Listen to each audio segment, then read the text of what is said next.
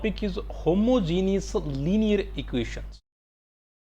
This is the next part of ordinary differential equations, homogeneous linear equations. तो अब हम बात करेंगे सॉल्यूशंस के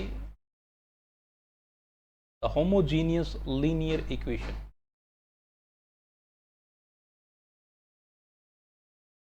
So what are the homogeneous linear equations and how we can solve out such kind of equations? So all these things we will learn in this topic. Okay.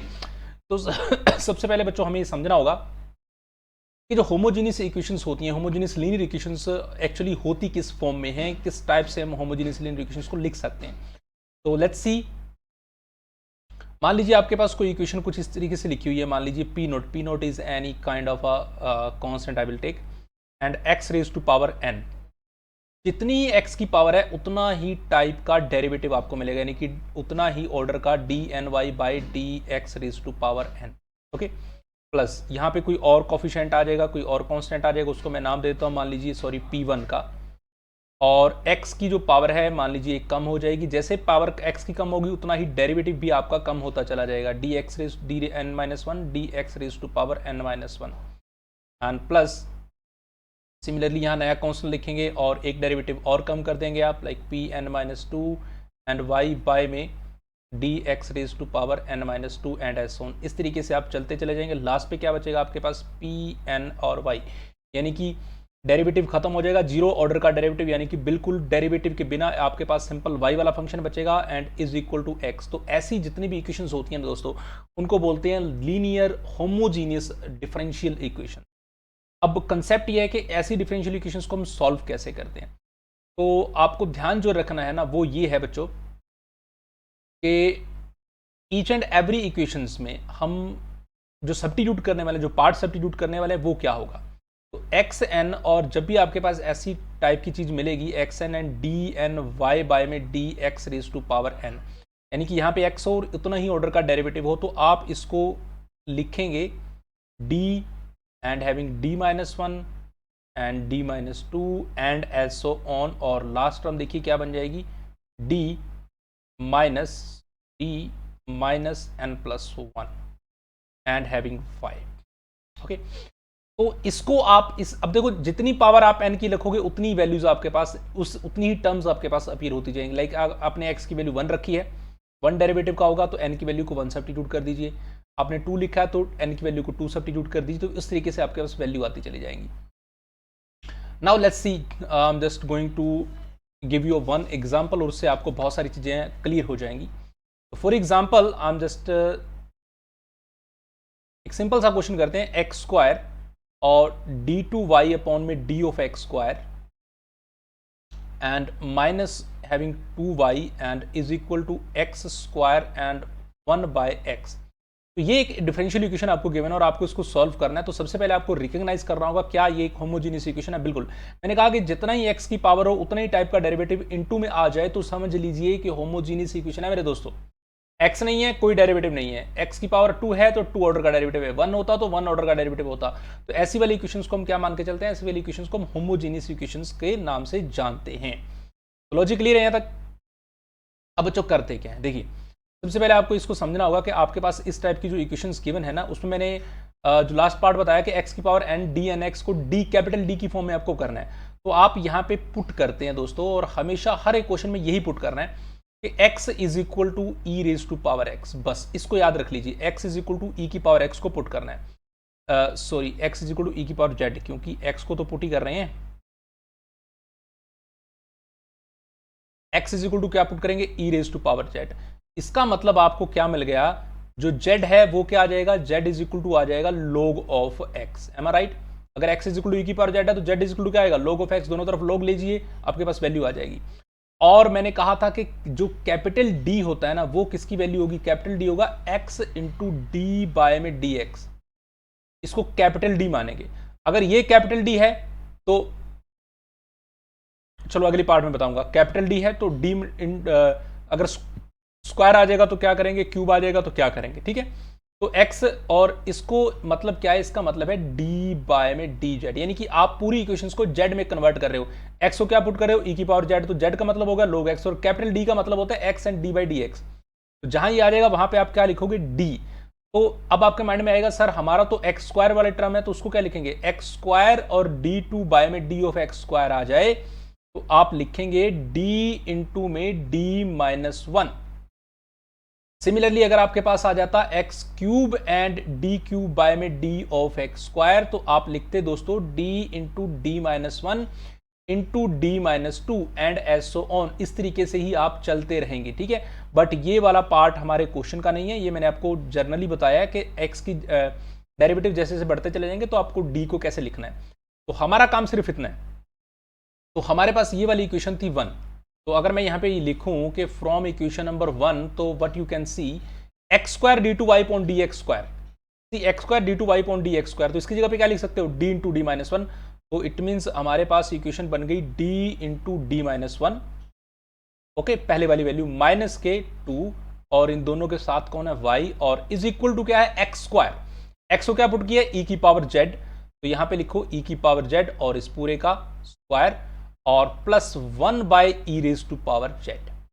अब देखिए थोड़ा इसको इक्वेशन को सॉल्व करते हैं। तो equation कुछ ऐसी बन गई D square minus D minus two, D square minus D minus two and having what y and is equal to E Z square नहीं लिखोगे यहाँ पे 2z क्योंकि पावर्स आपस में मल्टीप्लाई हो जाती हैं and plus E raise to power minus Z. अब बच्चों अगर आप इसको अच्छे से देखो तो ये पिछले टाइप वाला क्वेश्चन बन गया linear differential equation with constant coefficient वाला। तो आई होप सो कि अब आगे आपको बिल्कुल इस क्वेश्चन को क्लैरिफिकेशन हो गई होगी कि आप ऑक्सिलरी इक्वेशन निकाल सकते हैं और ऑक्सिलरी इक्वेशन निकालने के लिए D square minus D minus two is equal to 0 रखेंगे और यहाँ से डी की वैल्यूज को आप कैलकुलेट करेंगे जो भी आएगी।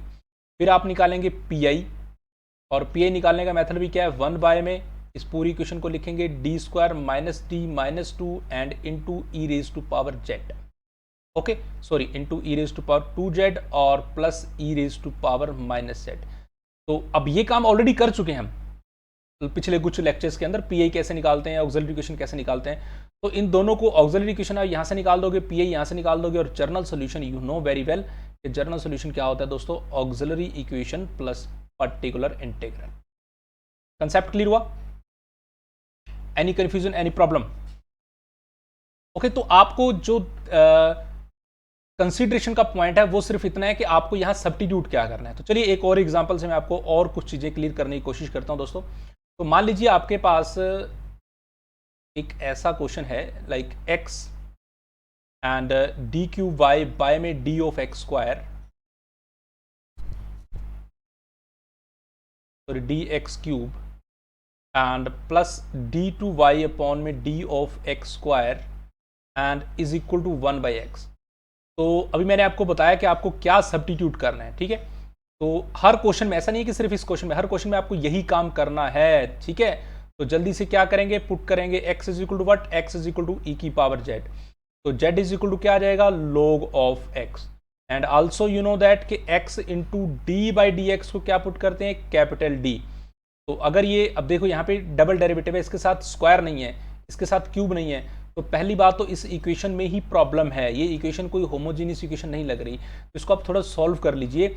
आप ये x से इसको मल्टीप्लाई कर दीजिए, ठीक है। आई am just doing multiply by x with this complete equation. क्या करें, सॉरी एक्स स्क्वायर से मल्टीप्लाई कर रहा हूँ, तो इसको एक्स स्क्वायर से मल्टीप्लाई करेंगे, यहाँ क्या बन जाएगा X cube D cube Y by में डी एक्स क्यूब, राइट। फिर एक्स स्क्वायर से मल्टीप्लाई करेंगे तो X square and D two Y upon में D of X square and plus X square से मल्टीप्लाई कर रहे हैं तो सॉरी इज इक्वल टू क्या बन जाएगा यहाँ पे x।